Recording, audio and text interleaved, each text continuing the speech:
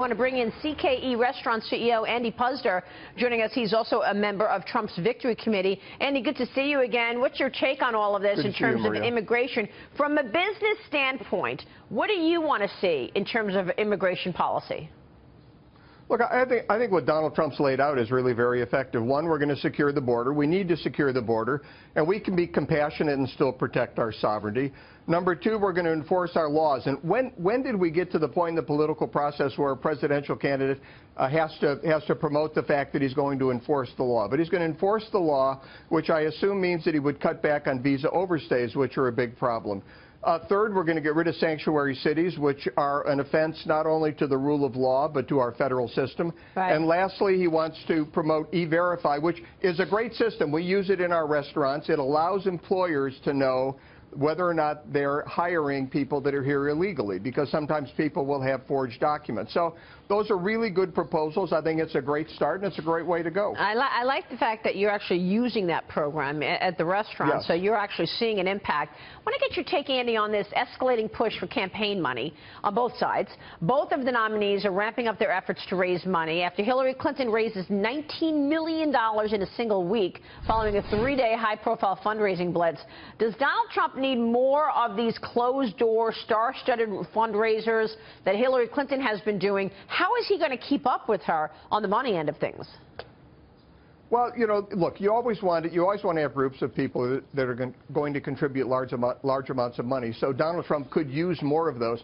But really, they cut back on your credibility. If you're going in and saying, you know, we're going to regulate Wall Street, we're going to tax the rich, how can you go to these meetings, take incredible amounts of money from the very people that you claim to ordinary Americans you're going to be punishing?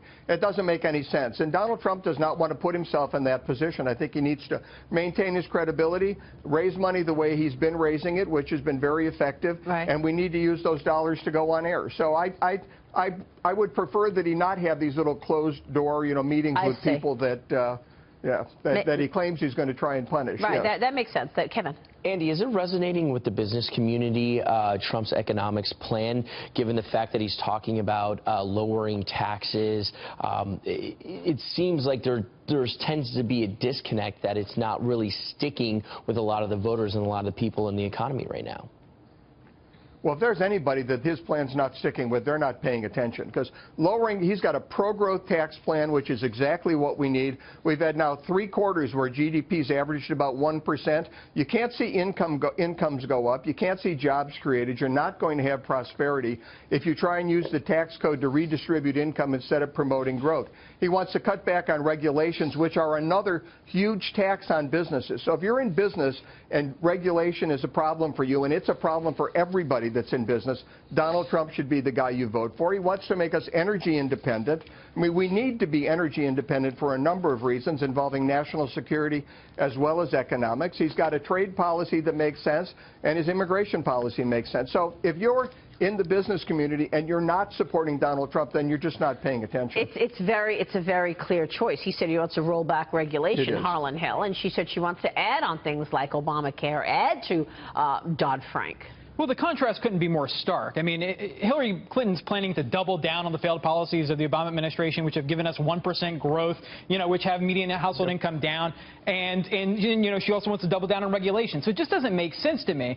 But what she's doing that's so effective in these ads, and I think this is why fundraising is so important, is that she's telling a story about how this impacts normal Americans, and I cannot wait for him to start doing that too. You know, Maria, one other thing. You know, I should have brought this up when we were discussing immigration.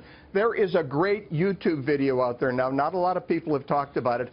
Bill Clinton's 1995 State of the Union address. People should watch it. He sounds so much like Donald Trump and so little like Hillary Clinton or Barack Obama. So wow. I'll put it on my Twitter account, or my Twitter.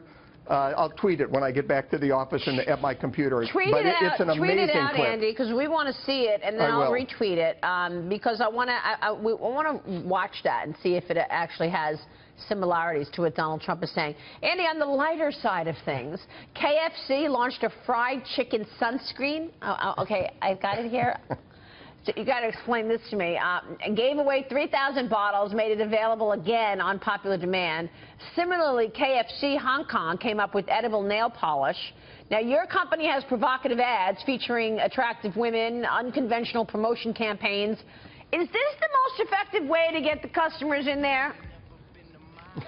Well, you know, the problem people are trying to address now, and it's not just restaurants, it's everybody, is that the younger generation, the millennials, say people that are 18 to maybe 30 years old, they don't watch TV. So you can't run ads like you used to and expect everybody to see them on television. You need ads or you need promotions that people are going to share, something that goes out virally, something that's kind of from millennials for millennials. So people try, our ads, we get a lot of what's called earned media impressions, which are free views on YouTube and, sharing on the internet because of the provocative nature of the ads. Yeah. So you want to do things that not only work on TV, but work in a viral sense. And so I think that's what you're seeing. It makes sense, but I don't know that I really am dying to put on this extra crispy chicken-flavored sunscreen, Kevin Kelly, and you love KFC. Yeah, I love my swag, stunner shades, the smell. I mean, oh my God! I mean, this certainly will go viral. Andy, thank you so much, my friend. We'll see you soon, sir. Thank you. All right, up.